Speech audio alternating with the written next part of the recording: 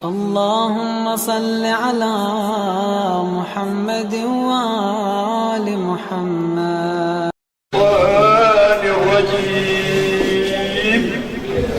إنما وليكم الله ورسوله والذين آمنوا الذين يقيمون الصلاة ويؤتون الزكاة وهم راكعون.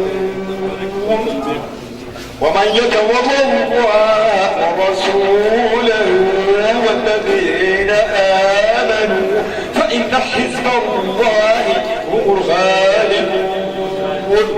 صدق الله العلي العظيم. اللهم صل على محمد وآل محمد. السلام عليكم ورحمة الله وبركاته.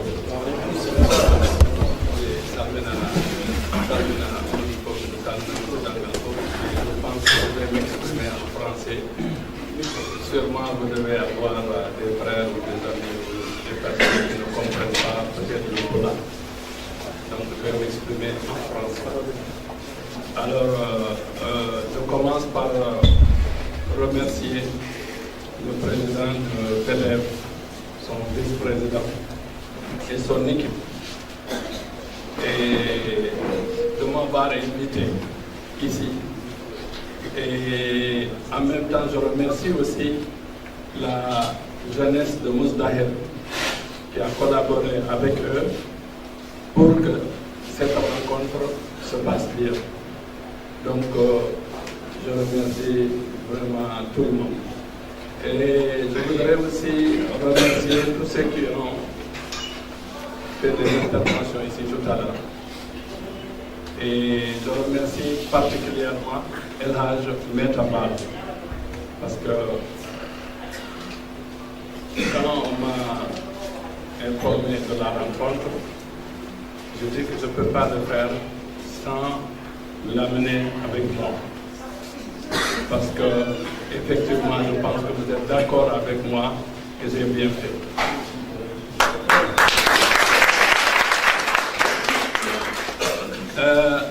Je voudrais rappeler, parce que Dieu même dit dans le Coran,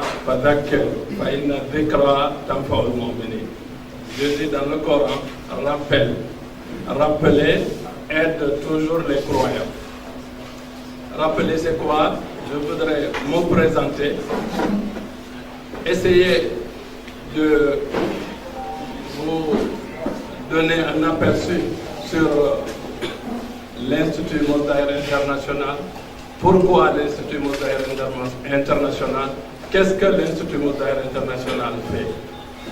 Alors, moi, comme vous savez, je m'appelle Chérif Mohamed Ali Haïdara. Je suis né à Dar Hijratou, dans le département de Vélingara. Ma mère, c'est la famille Diao.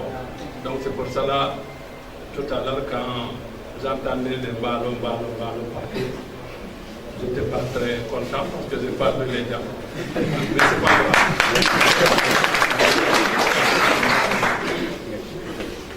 J'ai grandi à Darou Hijra. Mon père, c'est Chérif Alassane. Chérif Alassane est venu au Sénégal avant les indépendances, vers les années 40. Et quand il est arrivé au Sénégal, il n'était pas venu pour rester.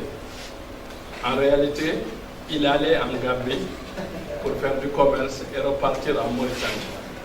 Mais Dieu a voulu qu'il rencontre deux personnalités. Ces deux personnalités, l'une était religieuse et l'autre était un homme de pouvoir. C'est-à-dire qu'il a rencontré Thierno Alhaj Mohamed Saïd Ba de Médina Gounass. Et en même temps, il a rencontré Saïdou Diabo, Saïdou Kandja, qui était un chef canton. Donc, c'est mon grand-père du côté de ma mère. Donc, finalement, Chérif a travaillé avec les deux, et avec Thierno Alhaj Mohamed Saïd Ba, et finalement, ils ont fini par fonder Darul Hijratou, où je suis né moi-même. Donc aujourd'hui, être là devant vous, c'est un grand plaisir pour moi. Parce que d'abord, j'ai vu beaucoup de jeunes ici. Je connais très très bien leurs parents. Certains même, je les reconnais par leurs parents. C'est-à-dire, dès que je vois, je sais ça, il est de cette famille-là. Donc, ça m'a fait beaucoup plaisir d'être ici aujourd'hui. Quand, c'est-à-dire, mon enfance, moi j'ai appris le Coran avec mon père. C'est mon père lui-même qui m'a enseigné le Coran. Et à l'âge de 10 ans, j'avais pratiquement maîtrisé le Coran. Mais aussi, j'ai appris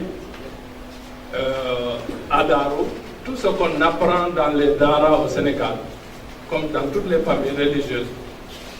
C'est-à-dire le Coran, la langue arabe, la jurisprudence, etc. Donc, j'ai appris tout ça. Et à l'âge de 17 ans, 16 ans, 17 ans, parce que mon premier voyage, j'avais 16 ans. Après, je suis rentré, je suis reparti, encore j'avais 17 ans. Et donc, depuis l'âge de 17 ans, jusqu'à l'âge de 40 ans, j'étais à l'étranger. De Côte d'Ivoire, c'est-à-dire j'avais 17-18 ans quand j'ai rencontré pour la première fois un chef d'État. C'était le président Houphouët-Boigny en Côte d'Ivoire. Et depuis cette rencontre jusqu'à aujourd'hui, pratiquement tous les dirigeants de ce monde-là, je les connais. Je les ai rencontrés. Je n'ai pas cherché ça, mais c'est Dieu qui a voulu que ça se passe.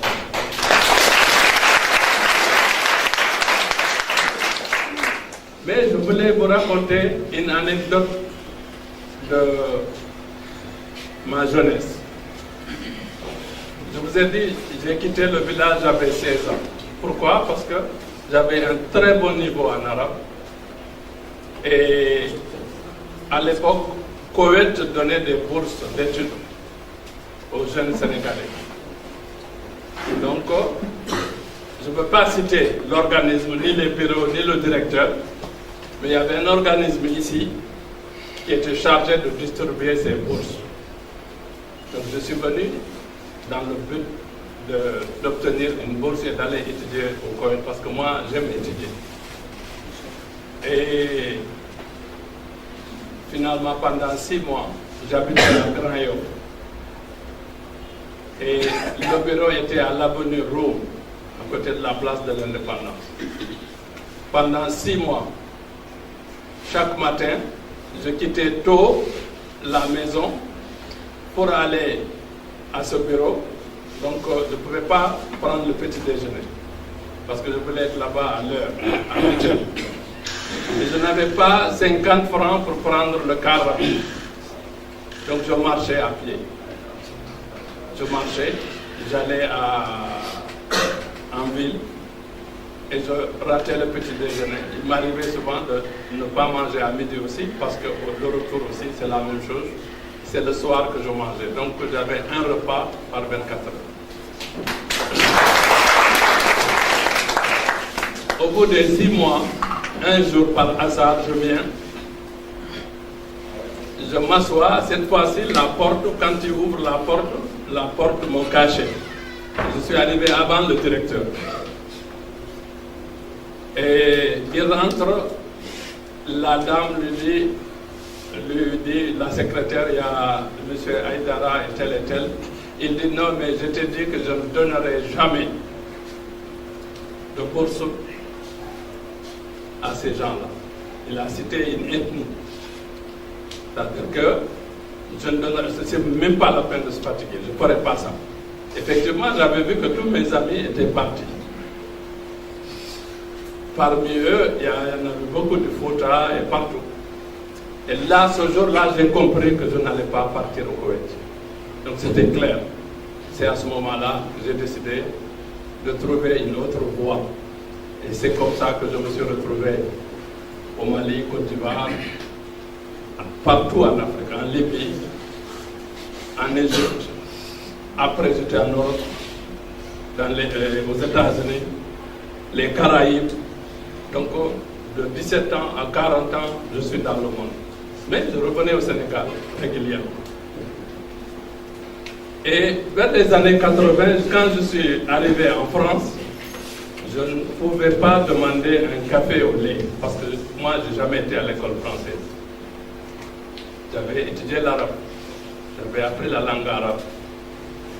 Dans mes voyages aussi, j'ai profité pour faire des diplômes, parce que j'avais le niveau en arabe. Donc j'ai fait beaucoup de diplômes en candidat libre. Et maintenant, je suis allé m'inscrire à l'Alliance française. À l'Alliance française à Paris. C'est là-bas que j'ai appris le français. Donc, c'est juste pour vous donner une idée que ce n'est pas facile, que rien n'est facile. Mais avec le courage et la volonté, Inch'Allah, on peut toujours y arriver. Pendant cette période de 17 ans à 40 ans, je repensais toujours aussi à ma jeunesse et à mon enfance. Pourquoi? Parce que quand j'étais jeune, à Darou Hidjaratou, à Bonkonto, Belingara, dans la région, chaque année, il y avait de la famine. Hege. Il y avait de la famine. J'ai connu des familles, des gens que je connais, que j'aimais beaucoup. Je les ai vus dans des situations très difficiles. Donc, pendant tous mes voyages-là, ça a été une préoccupation pour moi. Et je réfléchissais. Je dis, qu'est-ce qu'il faut faire? Qu'est-ce qui a amené tout ce problème? Et dans mes réflexions, je suis arrivé à conclure qu'on ne peut pas avoir de l'eau, avoir de la terre fertile et chaque année mourir de faim. Je me suis dit, ce sous-développement-là, il est mental et multidimensionnel. Donc si on veut sortir de ça, il faut absolument éduquer les gens. Et c'est pour cela que l'idée de créer une ONG est partie. Ça, c'est une des raisons. Il y a une autre raison, c'est que quand j'étais petit à Darou, c'est de bon côté, tout ça, ceux qui sont là du département, ils savent qu'à Darou, quand moi j'étais jeune, il y avait une rivière. Toute l'année, il y avait de l'eau. Il y avait du poisson. Et avec le temps, j'ai vu qu'il n'y avait plus de rivière. Il n'y avait plus d'eau. Il y avait des arbres, ils ont tout coupé. Il y avait la forêt, il n'y en a plus. Tout ça aussi m'inquiétait. Donc, c'est pour cette raison que j'ai décidé, en 2000, de créer une ONG que j'ai appelée Institut Mons Dahir International pour pouvoir aider les populations. Pourquoi l'ONG? Parce que je voulais travailler de façon légale, de façon formelle. Je ne voulais pas l'informel parce que je pense, moi personnellement, que les lois doivent être respectées, même si c'est des mauvaises lois. Maintenant, quand une loi elle est mauvaise, on la respecte et on se bat pour qu'on la change. C'est comme ça que ça marche. Donc, j'ai créé en 2000 l'Institut Mons Dahir, mais au départ, ce n'était pas l'Institut Mons Dahir International. Au départ, j'ai appelé l'ONG Espace pour tous. Et après, que c'est devenu Institut Mons Dahir International. Pour pouvoir aider les gens. Et aujourd'hui, beaucoup de gens pensent que Chérif construit des mosquées. Non. En réalité, à l'occasion, moi, je suis un chérif. Je ne suis pas un chef. Donc, un shérif, c'est moi, tous les musulmans du monde, tous les musulmans, tous les marabouts qui travaillent pour Dieu et pour le prophète, ils travaillent dans le champ de mon grand-père. Donc je les traite de la même manière, mais je vais au-delà de ça, parce que moi je suis un petit-fils de l'imam Ali aussi, qui nous a enseigné qu'il n'y a que 2 types de personnes dans ce monde. 2 types, il n'y a pas 3. C'est soit ton frère dans la foi, dans la religion, ou bien ton semblable dans la création. Donc, dans les 2 cas, tu as les mêmes devoirs et les mêmes droits que tout le monde. Donc, ce qui est important pour moi, ce n'est ni la religion de quelqu'un, ni sa foi, ni sa couleur, ni quoi, mais c'est surtout l'être humain tout court. Et à l'occasion, je pense et je prie pour notre sœur qui est artiste, qui a fait l'accident, qui est décédée. Et je demande la miséricorde de Dieu pour elle. Je reviens sur l'Institut Mozdahir International. L'Institut Mozdahir International, c'est une ONG qui est complètement différente que les autres ONG qui sont là. Parce que Mozdahir n'est pas financé par des États ou par des organismes. Non. C'est parce que pendant 30 ans, j'étais dans le monde. J'étais dans les pays du Golfe, j'étais en Europe, j'étais aux États-Unis. J'ai connu des gens pour d'autres raisons.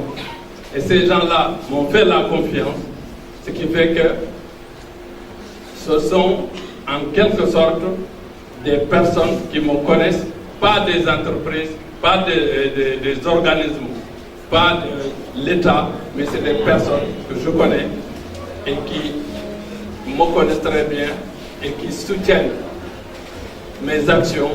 Donc, c'est eux qui aident l'ONG Mozdahir. Et donc, l'Institut Mozdahir n'est pas une ONG comme les autres. C'est-à-dire que tous les gens aussi qui travaillent à l'Institut Mozdahir travaillent de façon bénévole. Même s'il y a des aides qu'on leur donne, mais le principe est de travailler de façon bénévole. Donc, nous construisons évidemment des mosquées, mais les gens oublient aussi notre frère, l'artiste. D'ailleurs, c'est à l'occasion, je vous remercie et je reconnais aussi le rôle que vous jouez pour l'éducation, pour aider la société. Comme il vient de dire, il a vu ce que j'ai fait à Kolda. Qu'est-ce que j'ai fait à Kolda? J'ai fait des écoles, j'ai fait un orphelinat. Je pense qu'aujourd'hui, ce que j'ai fait seulement à Kolda, au minimum, il y a 1 milliard là-bas, à Kolda. Et puis, l'Institut Mozdahir est la première ONG de la région. Malgré les grandes puissances des ONG, mais Mozdahir, ses réalisations sont numéro 1 dans la région. Et ça, nous, on fait des rapports annuels, on donne ça à la gouvernance. C'est eux qui déterminent, qui disent, oui, cette ONG-là a investi plus que d'autres. Donc, ce n'est pas à moi. Donc, l'Institut Mozdahir construit des mosquées, mais les mosquées, c'est ce que les gens voient tout le temps.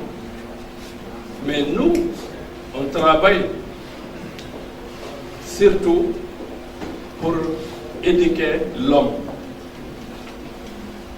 pour le développement de l'homme, c'est-à-dire un développement physique et mental. C'est ça qui nous permet, demain, Inch'Allah, d'aller très, très, très loin. Donc on construit des écoles, et quand on construit des écoles, on appelle l'État, on demande à l'État d'affecter des enseignants, et nous, on s'organise pour donner une éducation religieuse. On fait des projets de développement. Et on a, alhamdulillah, construit, et on a planté plus de 3 millions d'arbres au Sénégal. Et c'est des choses que vous pouvez vérifier. C'est pour cela que j'expliquais quand j'étais petit, il y avait des arbres, j'ai vu la forêt complètement décimée. Donc j'ai décidé moi-même de travailler pendant 4 ans. On a planté des arbres au Sénégal. Et nous faisions aussi des forages. On fait des forages, on fait des aides pendant le mois de Ramadan. On fait du social. Aujourd'hui, je pense que c'est par milliers que les personnes sont soignées par l'aide de l'Institut Mos Dahir International. Ça, ce n'est pas des paroles en l'air, mais c'est la réalité. Aujourd'hui, l'Institut Mos Dahir a un accord de siège avec le gouvernement du Sénégal, ce qui donne à l'Institut Mos Dahir un statut diplomatique. Et l'Institut Mos Dahir a un accord de siège avec d'autres pays comme la Côte d'Ivoire, comme la Guinée-Bissau, on est au Mali, on est au Burkina, on est partout en Afrique de l'Ouest. Et ce que nous faisons ici, on fait la même chose dans ces pays-là. Donc là, c'était pour présenter un peu l'Institut Mos Dahir International. Maintenant, je voudrais revenir sur maintenant la vision de Mos Dahir. Moi, après avoir étudié tout ce qu'on apprend dans les daara, je suis fils d'un shérif qui est très connu. Je suis arrivé en France, je pensais être moi le centre du monde. Quand je suis allé m'inscrire à l'Alliance française, je ne voulais pas qu'on parle de l'islam, parce que je pensais que c'est moi qui connaissais l'islam. Mais à ma grande surprise, j'ai rencontré à l'Alliance française, ça c'est très important, j'ai rencontré des docteurs, des gens qui ont des maîtrises, des doctorats et tout ça, qui sont venus de l'Irak, de la Syrie et ailleurs, pour apprendre la langue française. Mais eux, déjà, ils avaient fini leurs études supérieures. Mais à chaque fois que je disais quelque chose sur l'islam, pour moi, ce que je disais, c'était évident. Mais ils me disaient, non, chéri, c'est pas ça, c'est pas la vérité. C'est quoi ça? Je commençais à être confronté à des situations très compliquées. Alors, c'est là où les débats, les discussions ont commencé. C'est là où la recherche sur l'islam a commencé réellement. Avant cette rencontre, j'étais musulman, shérif, maliki, fils d'un grand chef soufi. J'étais même plusieurs fois muqaddam de la tariqa Tidjaniya. Donc je pensais connaître tout, mais je me suis rendu compte que je connaissais rien du tout. C'est ça qui est important de comprendre. Ici au Sénégal, chez nous, pas uniquement au Sénégal, mais en Afrique de l'Ouest, les gens étudient une seule école. Et quand ils finissent ce programme-là, au Gando, on dit, ah, celui-là c'est un grand savant. Alors qu'il y a plusieurs écoles de l'islam. Il y a beaucoup de choses à apprendre. Et c'est là où je me suis rendu compte que je devais encore faire beaucoup plus de recherches. Et j'ai fait beaucoup de recherches. Et à la fin de mes recherches, j'ai pris une décision. La décision, c'était non seulement je suis en train d'aider, je veux aider les gens sur le plan matériel, parce que je viens de vous raconter les problèmes, les situations de la famine, les forêts détruites, mais je me suis rendu compte que c'est les esprits même qui sont détruits, ce n'était pas les forêts.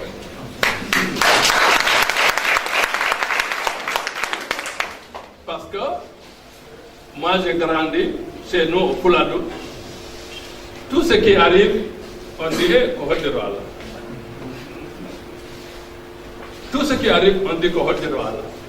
Mais si tout est roi, on dit que c'est le destin, c'est le destin. Mais si la prédestination était absolue, alors comment on allait être jugé?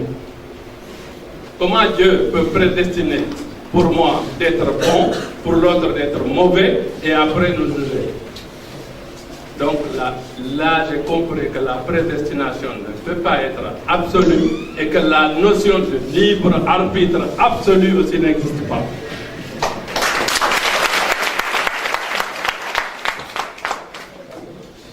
Donc ça m'a réconforté et j'ai écrit un livre. Et quand j'ai écrit le livre, pendant ce temps-là, j'avais déjà créé l'ONG. Aujourd'hui, l'Institut Mos Daher a plus de 200 étudiants boursiers qui sont hors du Sénégal, aujourd'hui, au moment où je vous parle.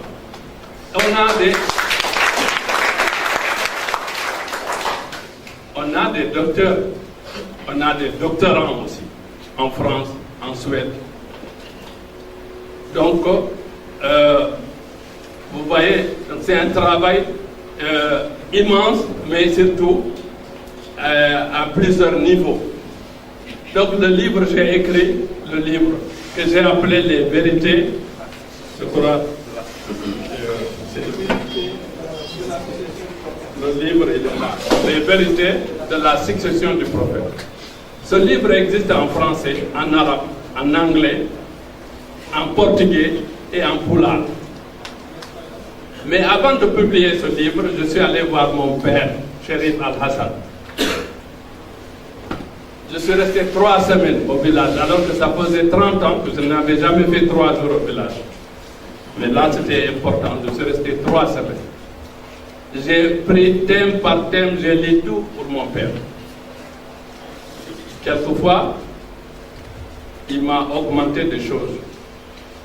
Il m'a donné beaucoup d'informations que je n'avais pas. Ça confirme ce que El Hadj Metaba nous disait tout à l'heure. Un vieux, s'il n'est pas plus instruit que toi, il a plus d'expérience que toi. Donc, mon père m'a montré beaucoup de choses, mais je lui ai montré beaucoup de choses aussi. Parce que lui, il est sorti de la Mauritanie, il est venu en Casamance, il n'est jamais reparti. Moi, j'ai fait le monde entier. J'étais partout dans le monde. J'ai rencontré tout le monde, j'ai discuté avec toutes sortes de personnes. Donc, quand j'ai fini de lire le livre, il m'a dit, Baba, kokal da do ko bindu da do ko kono non enen ko en tumarankoɓe te aux questions ƴiƴam roti e makko ha heewi. Il m'a dit, mon fils, tout ce que tu as dit est vrai dans ce livre, mais nous on est des étrangers, on est des tumaranké. Donc moi, si tu me vois aujourd'hui rester ici, c'est pour avoir la paix, c'est de vivre en paix et protéger ma foi. C'est pour cela que je suis ici à Darou Hijra. Sinon je serais rentré chez moi. Quand j'ai quitté mon père, je suis sorti de Darou. J'ai dit, mais ce livre-là, je vais le publier. Parce que Sirif Alassane, on dit Tumaranke, mais on a mis Tumaranke. Mais à ce qu'il y a je suis de Pouladou. Ma mère est de Pouladou.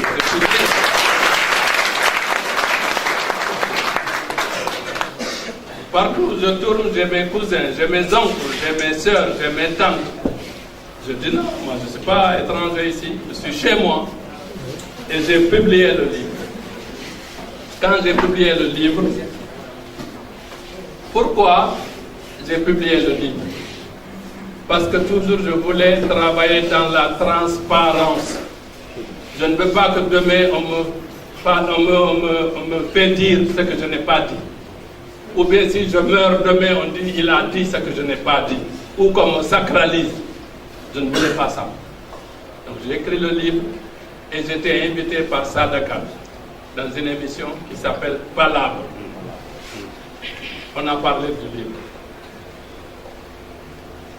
Une deuxième fois, il me rappelle, il me dit, il y a des sommités qui voudraient discuter du livre avec toi dans une émission qui s'appelle Regarde. Et effectivement, j'ai eu à faire une discussion autour de ce livre. Donc, pourquoi je fais ça? C'est pour que tout le monde sache exactement quelle est ma vision. Pourquoi j'appelle les gens vers l'islam. Maintenant, pour ceux qui n'ont pas étudié ce livre, je dis tout simplement, j'ai pris une position. Parce que dans la vie, à un moment donné, il faut savoir prendre ses responsabilités. Et donc, un homme, à un moment donné, doit savoir ce qu'il veut et agir en conséquence.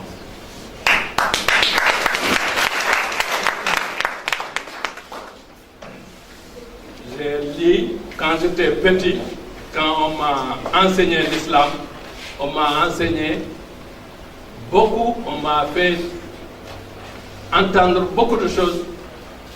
Moi-même, je doutais, parce que ce n'était pas logique. Ce n'était pas du tout logique. Maintenant, je ne vais pas rentrer en profondeur dans ça, mais je vais vous dire des choses, je vais ouvrir des fenêtres que je vais laisser avec vous. Et c'est à vous de faire les recherches parce que vous êtes des étudiants, vous êtes à l'université. Comment vous pouvez comprendre que notre prophète, le prophète de Dieu, l'envoyé de Dieu,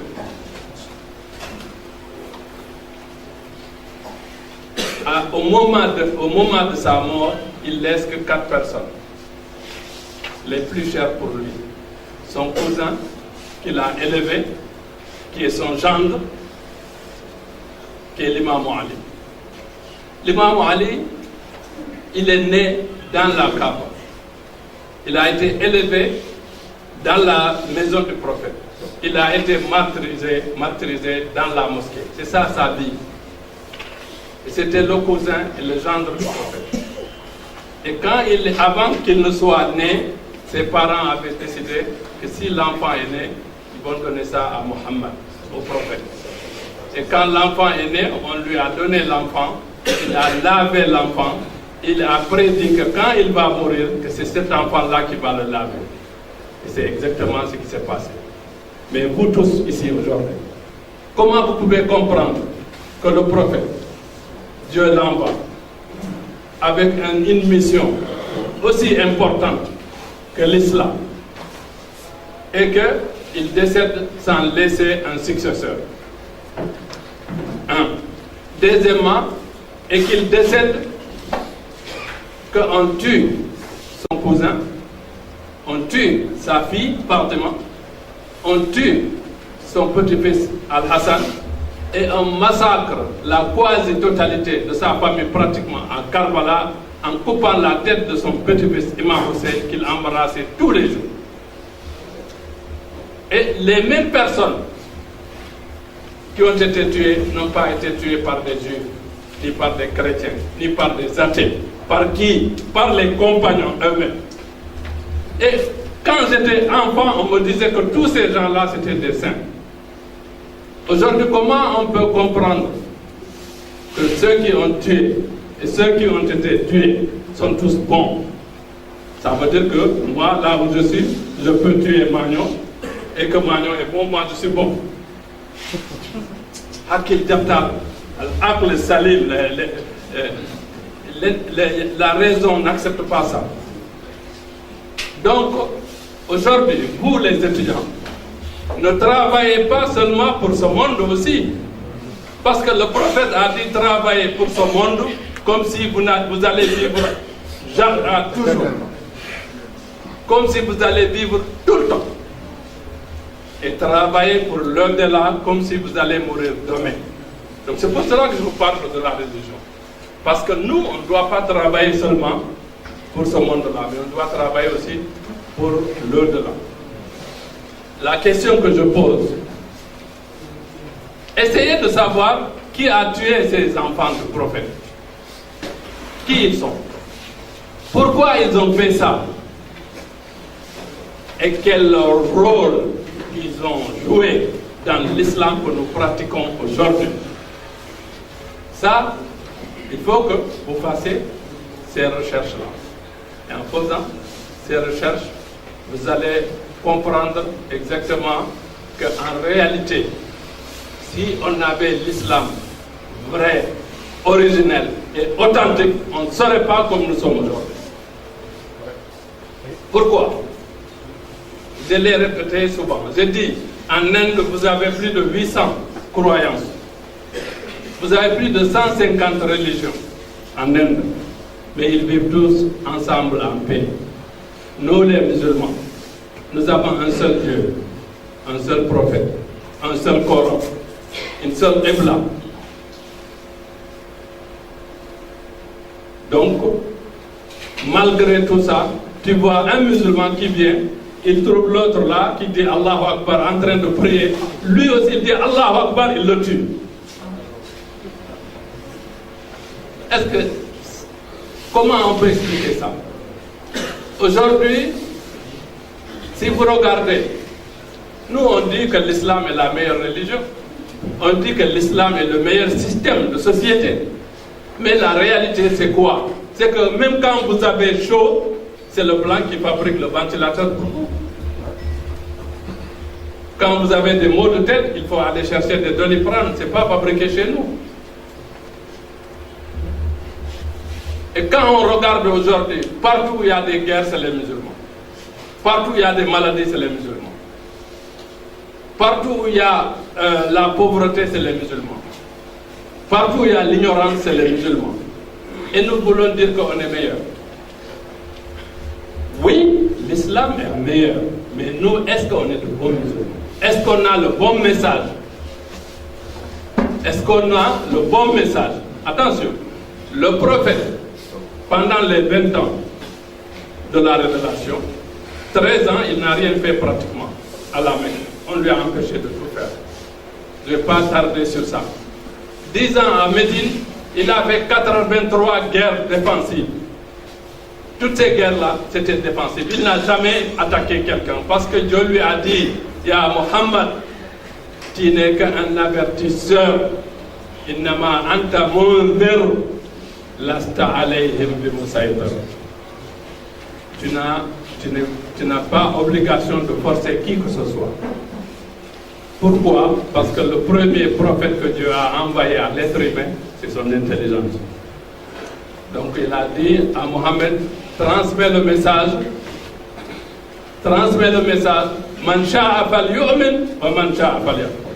Celui qui veut, il croit. Celui qui veut, il ne croit pas. Ça, c'est une chose.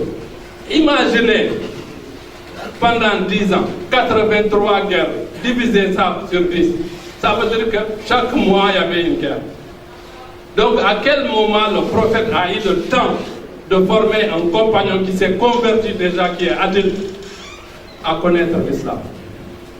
Les seules personnes qui l'avaient formé bien comme vous êtes en train de le faire, c'était sa famille, les membres de sa famille. Parce que c'est eux qui ont vécu les 23 ans nécessaires pour être docteur en quelque chose. Regardez les études aujourd'hui. 7 ans primaire, 7 ans secondaire, après 7 ans à l'université. Combien? 23 ans. Vous avez 2 ans pour écrire la mémoire. 23 ans. On dit, ah, lui, il est docteur en telle chose, docteur en diplomatie, docteur en médecine, docteur en... Alors les docteurs que le prophète avait formés, c'est eux qui ont été massacrés après la mort du prophète. Et les gens qui ont tué la famille du prophète, c'est eux qui ont fait les conquêtes.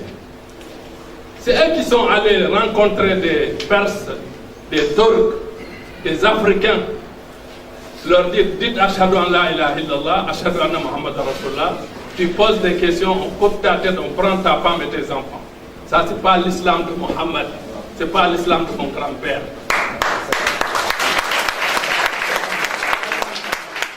Sinon, l'islam, c'est une religion de paix, de tolérance, d'amour et de partage. Et c'est ça que l'Institut Mozdahir International est en train d'appliquer. Aujourd'hui, à côté de vous, le siège de l'Institut Mos Daher est juste à côté de vous, depuis des années. Chaque jeudi soir, moi-même je viens, il y a la prière qu'on fait là-bas, parce que c'est important de prier. Je conseille à tout le monde de prier. Même les Américains qui vont à l'espace, ils prient, n'ont pas honte de prier. D'ailleurs, le dollar, regardez ce qui est écrit. Qu'est-ce qui est écrit? In God we trust. Donc, il faut prier. L'Institut Mos Daher, c'est chez vous. Si vous venez là-bas, vous pouvez manger là-bas, vous pouvez boire là-bas, vous pouvez vous laver là-bas, vous pouvez prier là-bas. C'est chez vous. Ensuite, je voudrais revenir maintenant sur les questions. Qui ont été posées ici. Je voudrais rappeler que je ne fais pas de la politique. Je ne suis pas un homme politique. Je n'ai pas d'ambition politique. Il ne faut pas me confondre avec mon frère qui est le maire. Parce que j'ai entendu le mot maire ici. Je ne suis pas le maire. Et je vais vous dire, par rapport à ça aussi, il y a beaucoup de gens qui critiquent, qui disent, oui, mais souvent on me voit, on pense que c'est mon frère. Oui, vous êtes un shérif, vous faites de la politique. Mais le prophète, il faisait de la politique. Et puis le temporel et le spirituel n'est pas séparé dans l'islam. Donc, chacun doit être libre et doit être un citoyen plein dans son pays. Donc, l'islam n'a jamais séparé la religion et la politique. Donc, quand on est petit-fils du prophète, on peut choisir de faire la politique, ce n'est pas mauvais. On peut choisir de suivre la religion, ce qui est bien. Il y en a qui choisissent même la débauche, qui sont des petits-fils du prophète. Ceux-là, on ne dit rien, mais ils ne sont pas un repère ni une référence pour nous. Donc voilà ce que j'avais à dire. Je pense que j'ai rien oublié. Et parce qu'il y a aussi le temps. On avait prévu l'intervention de Cheikh Taha, qui est là avec moi, et qui a été affecté par l'État à l'Institut Mos Daher. Et d'autres. Pourquoi? Parce que le président de la République, à l'époque, quand il a vu le travail que l'Institut Mos Daher fait, il a demandé au gouvernement, à son gouvernement, de soutenir Mos Daher. Et c'est à ce moment-là que le ministre, à l'époque, de l'Éducation, Moustapha Souran, a été chargé de m'aider, de m'assister dans le domaine de l'éducation. Et ils m'ont dit, cherche si tu as tes talibés dans l'administration qui ont la compétence, on les affecte à l'ONG. C'est comme ça que Cheikh Taha a été affecté à l'Institut Mos Daher, ainsi que le professeur Ali Badian. Donc tous ces gens-là devaient intervenir aujourd'hui, mais le temps ne nous permet pas. Il y a mon fils, qui est doctorant aussi, et qui a fait des hautes études, qui aurait pu intervenir aussi, mais le temps ne permettait pas, donc j'ai décidé, comme on dit, de prendre le taureau par les cornes.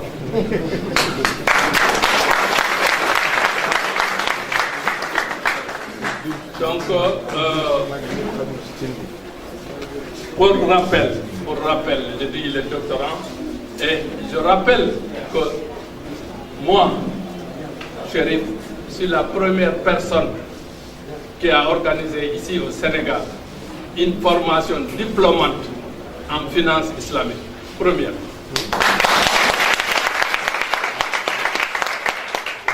Je l'ai fait au César.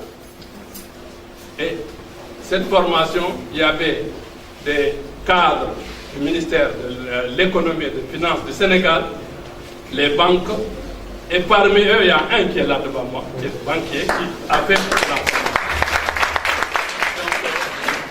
Pour ne pas être plus long, je ne peux pas tout raconter aujourd'hui, mais je vous dis, pour terminer, que premièrement, je ferai tout ce que je peux pour vous aider.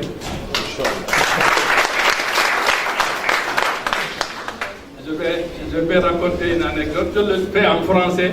Si je le faisais en pulaar, c'était encore mieux. Parce que pulaar pour moi le français. Un jour, il y a eu feu de brousse. Il y avait le feu partout. Tous les oiseaux se sont retrouvés sur un grand arbre, consternés. Ils ne savaient plus quoi faire. Il y avait un colibri. Un colibri qui allait à la mer prendre une goutte d'eau et qui venait jeter dans le feu. Tout le temps, il partait, il fait ça. Et à un moment donné, les oiseaux l'ont escorté, l'ont amené, l'ont fait asseoir. Il était là en train de... Je dis, mais tu es malade. Toi, qu'est-ce que tu fais là? Tu penses que tu peux éteindre le feu là? Le colibri a dit, oui, je sais que je ne peux pas éteindre le feu. Mais au moins, j'aurais fait ma part. Donc moi aussi, Chérif, je ne peux pas régler tous les problèmes. Mais je vais faire ma part.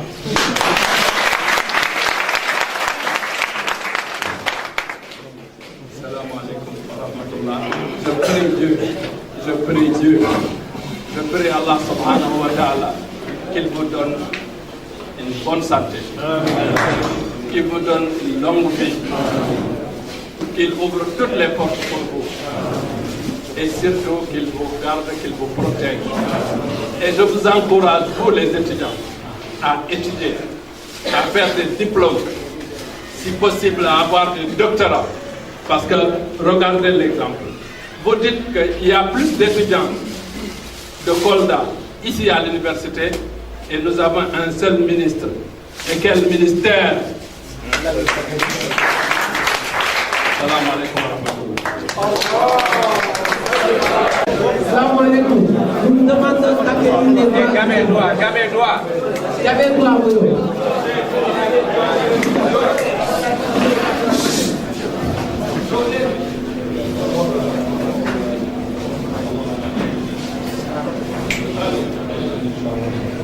فإنك الكافر العافي والله الوفاء برحمتك يا رب العالمين. اللهم صل على محمد وآل محمد. اللهم صل على محمد وآل محمد.